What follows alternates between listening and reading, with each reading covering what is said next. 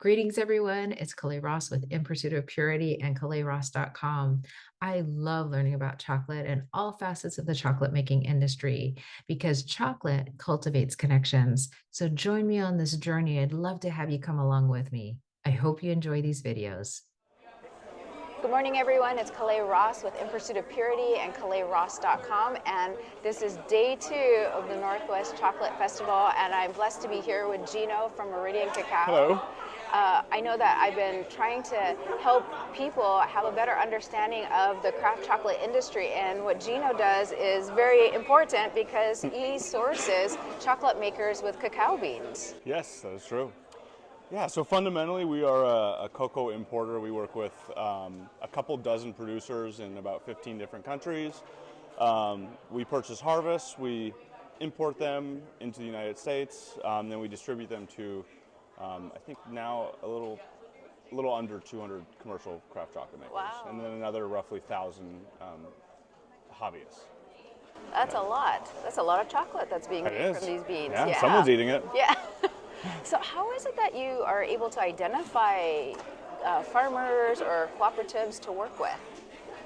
Yeah, so that journey is kind of like unfolded. Meridian actually turned 10 years old this month. Oh, wow. Congratulations. Thank you. It is, it started with just a handful of origins. That's where I first met Sarah in Trinidad when I went down to the Cocoa Research Center and just kind of gave them a couple $100, and I was like, can you teach me something, even before Meridian? And she was the scientist. They were like, all right, just go take care of this guy for a couple days.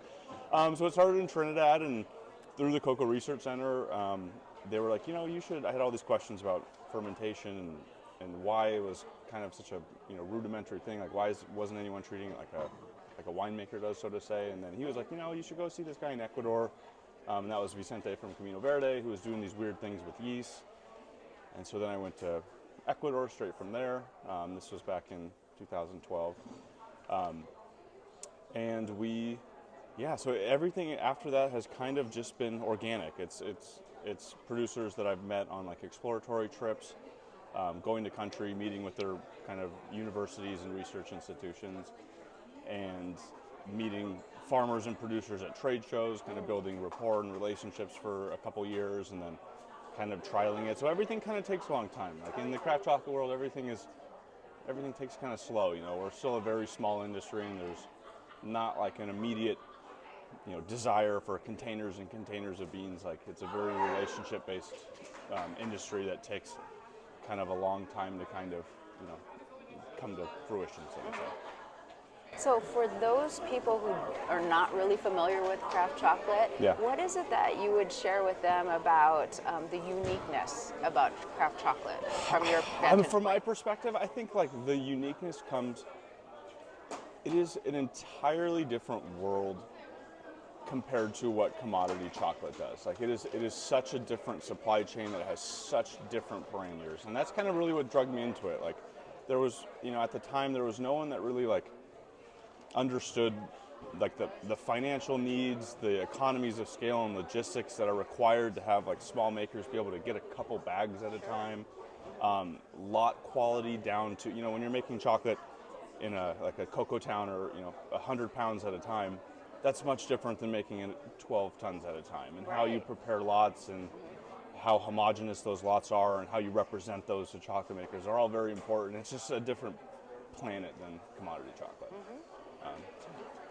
Well, folks, if you have not come down to the Northwest Chocolate Festival, I hope you do today, because today's the last day. Come down to Gino's booth here, the Meridian Cacao booth, because that's how I got to experience cacao beans, through Gino's work. So thank you so much for all that you do, Gino. No problem. Yeah, and we sell all of our offerings. We make available on our online store in 1, 5, and 30 kilo increments, to kind of help grow that next generation of chocolate makers. And we sell cocoa pods and powder. You want to show them a cocoa pod? Yeah.